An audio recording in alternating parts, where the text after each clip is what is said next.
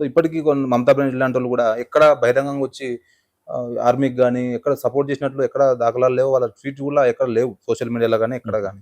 So దీన్ని అంటే వాళ్ళు అంటే ఇష్టంగా ఉన్నారా అట్లా, అసలు పాకిస్తాన్ మీద ప్రేమ ఉన్నట్లా? అంటే కొన్ని విషయాలలో ఎట్లుంటది అంటే విషపరంగా మేము ఏదో పాయిజన్ కక్కుతూ వాళ్ళని ఇప్పుడున్న పరిస్థితిలో వాళ్ళని తిట్టడం, వాళ్ళని క్రిటిసైజ్ చేయడం చేయదలుచుకోలేదు. సో రాజకీయాలు వేరు సార్, రాజకీయాలు వేరు. రాజకీయాలు అన్నవి ఎప్పుడు నడవాలి అంటే డొమెస్టిక్ కన్జంప్షన్ కోసం నడవాలి. సో కాబట్టి ఇప్పుడు యుద్ధం జరుగుతున్నప్పుడు అవన్నీ పక్కకు పెట్టి మన విచారధార, పార్టీ విచారధారలు పక్కకు పెట్టి దేశం విచారధారలో జాయిన్ కావాలి. అట్లా అయినప్పుడు మాత్రమే నువ్వు నిజమైన భారతీయుడివి. కాబట్టి యుద్ధం జరిగేటప్పుడు నువ్వు నాకు నా ఓటర్ల గురించి నేను ఆలోచిస్తా అని మమతా స్టేట్మెంట్లు ఇవ్వకపోతే, వెల్కమ్ చేయకపోతే, నీ ప్రభుత్వం ఇది, నీ పార్టీ కాకపోవచ్చు, భారత ప్రభుత్వం, నీ ప్రభుత్వం, నువ్వు భారతీయురాలు కాబట్టి నువ్వు వెల్కమ్ చేయాల్సిందే. There is a compulsion for her to welcome this action, welcome the decisions.